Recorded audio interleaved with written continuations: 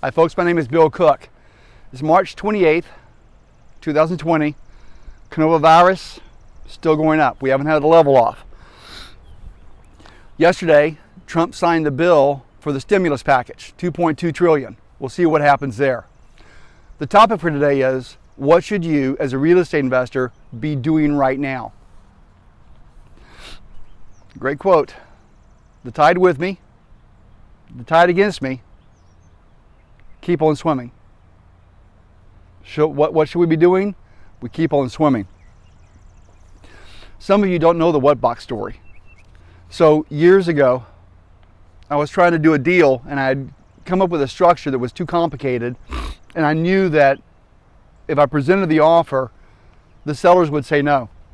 Because we all know that confusion causes us to shut down, kind of like what you're seeing right now.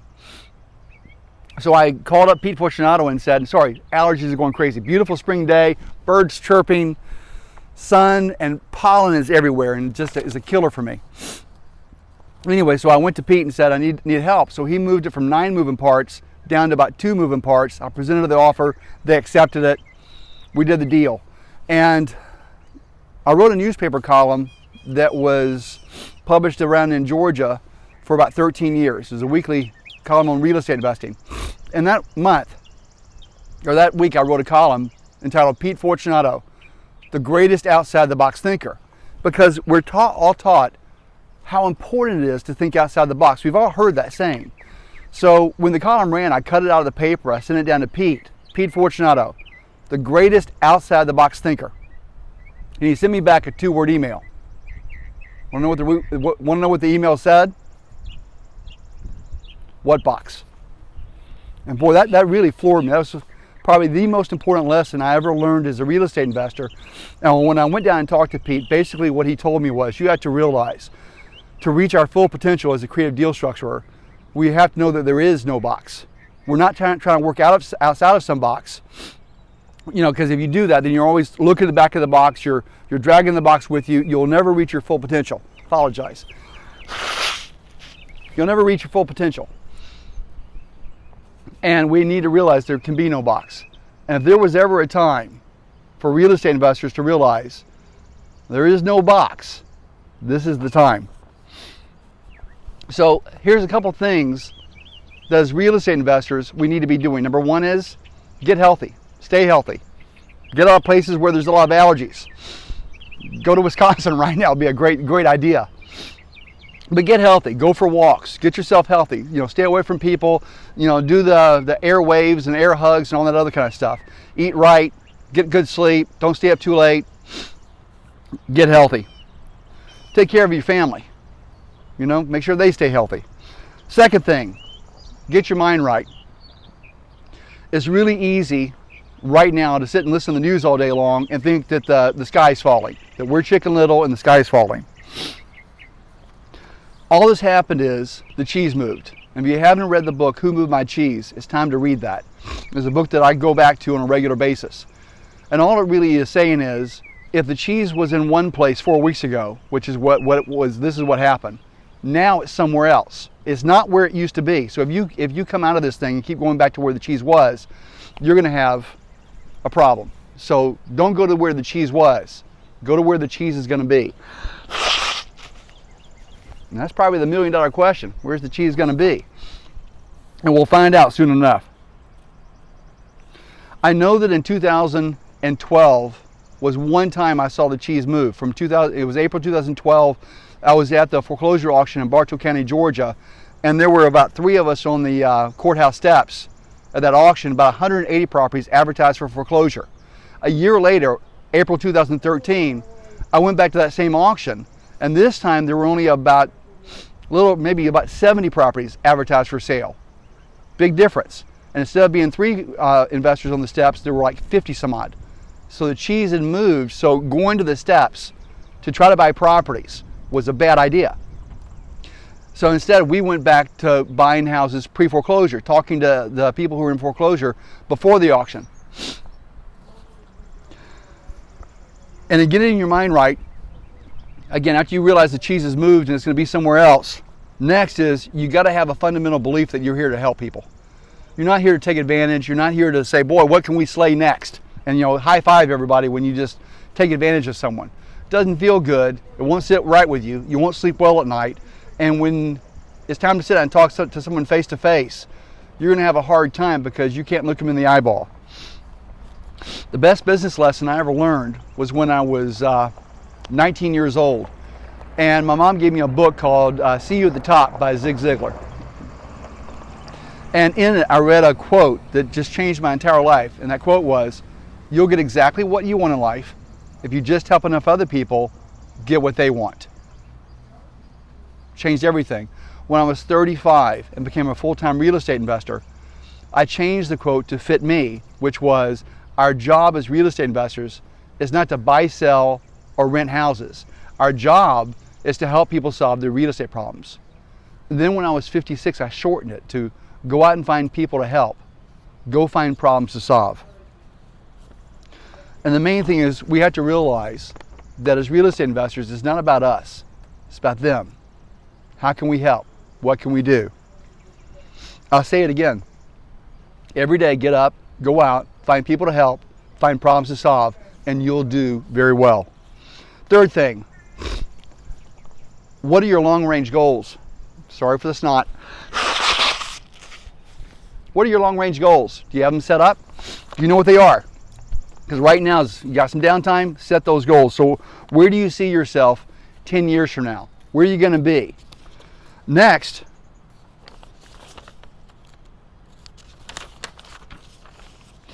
I want you to make a list of everything that you need to do to accomplish that goal that's out there in the future. Everything that's going to be required of you, write it down on a list. And then once you have all these things down for you to reach this goal, here's what's going to be required of you. I want you to look at that list and look at the things that you think are too hard, too time consuming, maybe too costly. Go ahead and just cross those off the list, okay? Just get rid of those, because again, they're hard, they're difficult, they require time, they require money. Just make those go away. And after you've done that, I want you to go back to your goal. And when you look at your goal, take like a black marker and just put a big thick line through it too, right? Because you're never going to reach that goal. You didn't have a goal. What you had was a wish. What you were saying was, boy, I sure hope I win the lottery. That's not a goal, that's a wish.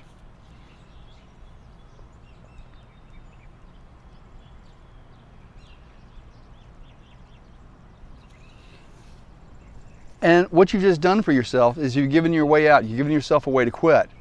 You just proved to yourself that you aren't willing to pay a price to achieve your goal. So give you an example is when Kim and I looked, when I was 35 years old, and we said, by the time we're 55, we want to have enough rental property where we can be financially free, be in a motorhome, and travel around the country. We didn't say a motorhome. What we said was we want to be able to travel, we wanted to spend more time with our family, and we wanted to help other people. Those were our three goals. And when we made a list of what needed to be done, I realized it was going to take 25 written offers a week. I'm not saying that should be your goal. This is my goal. So I had to make 25 written offers a week. I had to knock on the first door at 9 a.m. in the morning, and I had to knock doors until 30 minutes before sunset. I had to attend every class that I could that was taught by Jack Miller, Pete Fortunato, and Dyke Spotiford. Those were my three main teachers. They were the ones teaching me how to structure deals, how to put deals together, how to make the quote-unquote impossible deals profitable. Now the question is, do you think I wanted to do those things? Do you think, I'm known for my door knocking abilities. I've been doing it since I was 12. But I promise you, there's never been a day in my life that I ever woke up one morning and went, oh, this is going to be a great day. I get to go out and knock on people's doors today that I don't know who they are, but I'm going to go knock on doors. That's not what happens. It's what's required. It's that thing needs to be done. Sitting through the classes, with Dykes and Pete and Jack back in the early days when I had not a clue what they were talking about was very frustrating to me because a lot of other people in the room knew what they were talking about. They knew how to speak that language, and I was just learning the language of creative deal structuring. So I knew what the price was that needed to be paid, and I was willing to pay that price. Now let's look back at your goal. How good of a goal is it? How much do you want it? Because if you really want it, go out and those things that you crossed off the list, that the requirements, the things you're going to have to do, sometimes daily, sometimes weekly, sometimes monthly, uncross those things, because that's the price you have to pay. I'm going to be doing an interview soon, a webinar with Paul Kloss, who's a friend of mine, and he's going to be talking about not quitting, because it's so easy to walk away, throw up your hands. It's 80 degrees, 90 degrees outside, your nose is running, you're out knocking doors, and you just don't want to be there, but you have to go there anyway. You just can't quit. And that's going to be a good video. It'll be up on the YouTube channel. Fourth thing, right now you have time for it too. Get smarter. Get smarter than you are right now. In a week, 2 weeks, whenever this thing lifts, this hibernation we're in lifts, you better be smarter than you are right now. What are you doing to make that happen? Go to your RIA meetings. Nowadays, a big thing has happened with RIAs. I don't know if you know this, but this has changed RIAs forever, this virus. Because now a lot of the RIAs are on webinar. You can go to them online. You can watch a webinar of them. And that means that from now on, if you're in some pedunk little RIA that you don't like, you can still go to a really good RIA. You can watch the great RIAs and how they work, because they're going to attract the best speakers, the best teachers, have the best subgroups. And I don't think we'll ever go back to a time when these things aren't broadcast or recorded where you can see them at some point in the future. You're going to have more than likely some study courses, some courses you've already bought sitting in your cabinet, sitting on your bookshelf. Pull those down first. They're just sitting there, and go through them, read them, make notes in them. Sit there with your pen and your highlighter, but try to make that stuff part of your DNA. I know that right now I'm reading Jack Miller's Advanced Options course. It's probably about the 15th time I've read that course, but I'm reading it again because I know that options are a tool that more than likely in the coming weeks will be required to really help people solve their problems. An option can make that happen where they can still keep their home. Talk to seasoned pros, someone gray hair, bald head, right? So maybe you started investing after 2012, so you've never seen a downturn. You don't know what one looks like. But no matter, still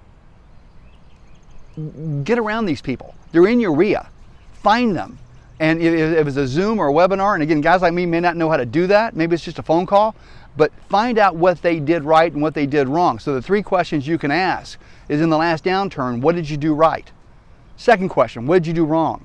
Third question, what didn't you do that you wished you would have done? Get that information.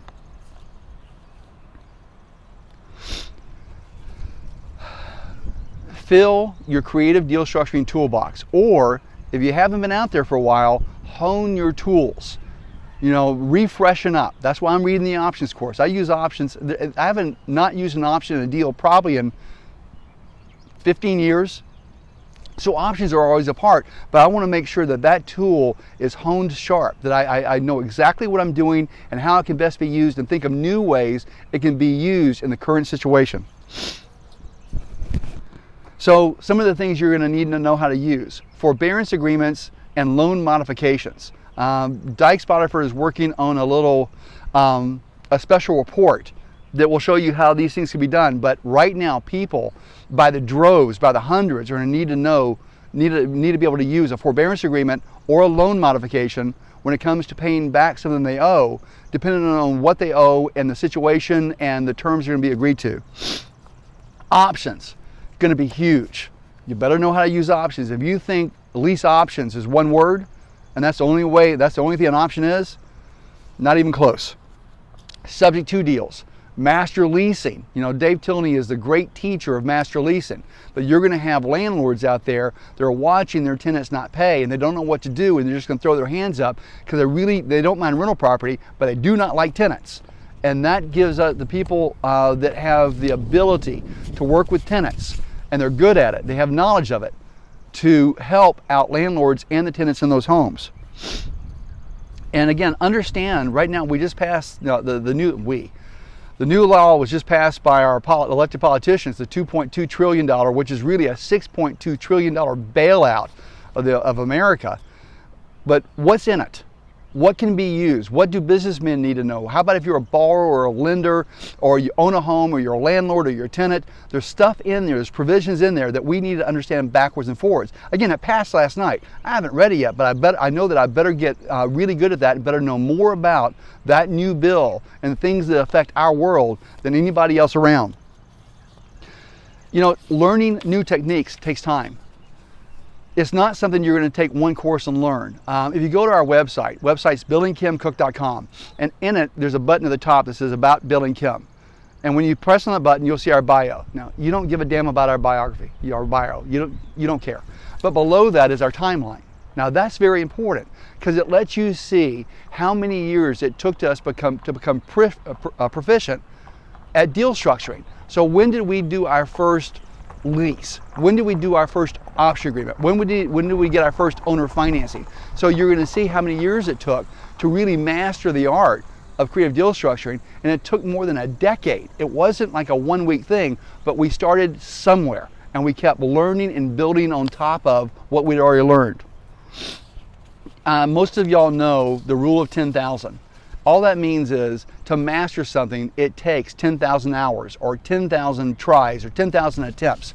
So in our case, it took 10,000 written offers before Kim and I really got good at creative deal structuring. But you have to get out there. You can't just sit back and hope that you learn it one night while you're asleep. You know, Kim and I, or Pete Fortunato and I, teach a seminar every September. It's called What Box? And it's all about creative deal structuring, creative financing. How do you get your deals? And then once you have them, what do you do with them? So we answer basic questions. How do we find it? How do we structure it?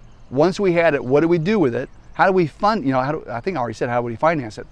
And this is, to me, the best creative deal structuring course going right now. And we'll teach it again this September 2020. Go to our website to get information on it, but go there.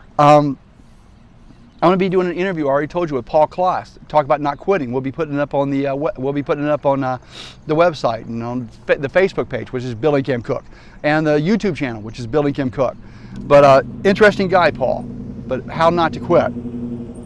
I just did an interview with Kerry Milligan and Joe English, two of my good buddies, and we talked about what we're doing right now in this market. Also, we're going to do another interview as soon as we can get out there. They allow us to go out and associate with people again.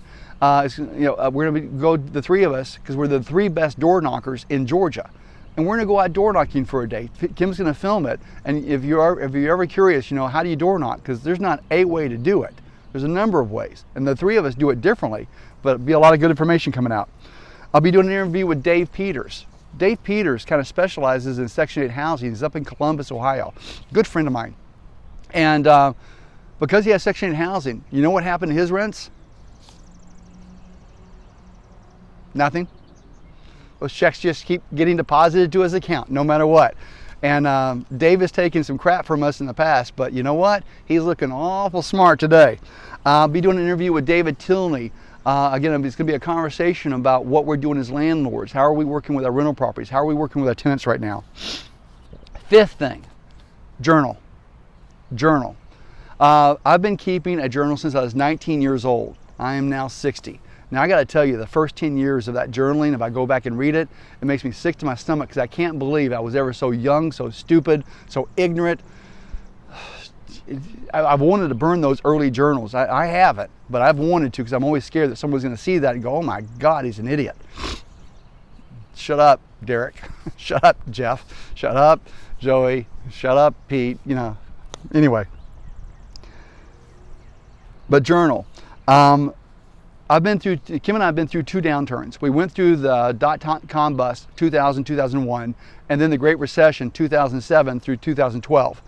And all through that I was journaling. And I want to kind of pay particular attention to the Great Recession because all through it, I went and got my journals out of storage to go read through them. And it was funny, like 100 times during those years, I said to myself three things. Number one is, get your properties paid for. So the next time this comes up, you don't have the problem of how will I make the mortgage payment. But get your properties free and clear. Number two was build a war chest. So have a war chest of cash that when something comes up that you can sit back and you can help people, you can do deals that most people can't do because they don't have the cash. And number three, have an emergency fund. So put that emergency fund away where no matter what, you can live for 6 months and make all your payments, all your bills, and you're safe. And those three things came up over and over and over again. And so here we are now, and we're 8 years past the Great Recession, and all our properties are paid for. We have a war chest set up, and we have an emergency fund set up. And now we had to sacrifice and we had to work hard to get there, but I knew to do this because I was journaling during the downturn, telling myself, here's what you have to do. You know, don't worry about going on vacation. Don't worry about buying a Rolex watch. Go do these things.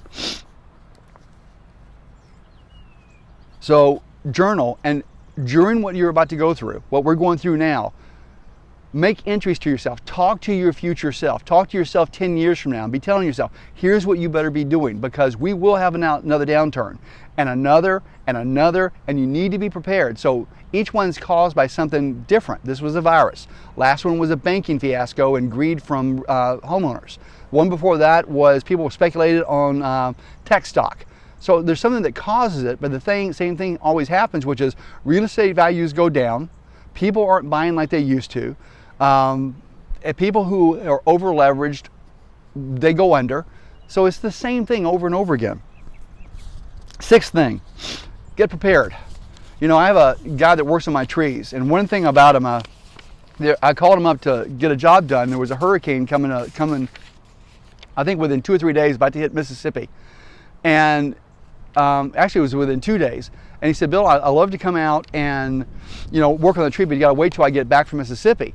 And I said, well, they don't really know where the hurricane's coming ashore or how bad it's going to be. He said, it doesn't matter. I'm right now loading my truck and my trailer. I'm ready to go. My chainsaws are sharpened. I have lots of extra blades, you know, extra chains to put on my chainsaw.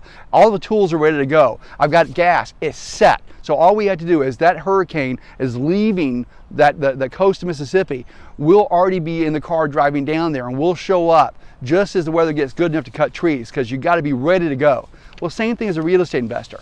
You know, be ready to go. Have your car ready. Have, you know, what you're going to do. Be practicing. Have your scripts practiced. Have your contracts ready to go. Don't wait for this thing to end and they all of a sudden say we can now get together, and then you're another week trying to get prepared. Seventh thing, and we're almost done. When social distancing ends, get busy. Get really busy. You know, you should be rested. You should be ready to go. You shouldn't have to go read another manual. You should be able to get out there and get face to face. So I know that when that happens for us, I'm gonna start at 9 a.m. in the morning, work until 30 minutes before sunset, knocking doors, looking for some more houses, looking for people to help, problems to solve. And again, I do this by getting face to face. I don't care if you door knock or you use bandit signs or you use the internet, whatever it is, get out there and get face to face with homeowners, get face to face with sellers. And when you're at the table, begin, if you're not sure what to do, begin with Pete's famous question. The famous question is, why are you selling such a nice house like this? So when I get to the kitchen table, when I'm invited into a house, that's the first question I always ask. Then that's gonna be followed up by 1,000 questions, because I'm curious. I gotta find out what's going on. It's kind of like when you go see a doctor. The doctor wants to know where it hurts, and he's gonna ask you questions. You know, has this happened in your family? Have you been out of the country?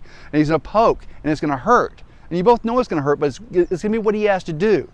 But get out there and ask the 1,000 questions. Poke, find out where it hurts so you can fully understand the seller's problem. I use a T-bar. So it's a big T on a piece of paper. Left-hand side, their current position. So as I'm asking these questions, I'm writing those things down they're saying down the left-hand side. I'm listening. I'm writing down what they say. Do you know how many other investors do that?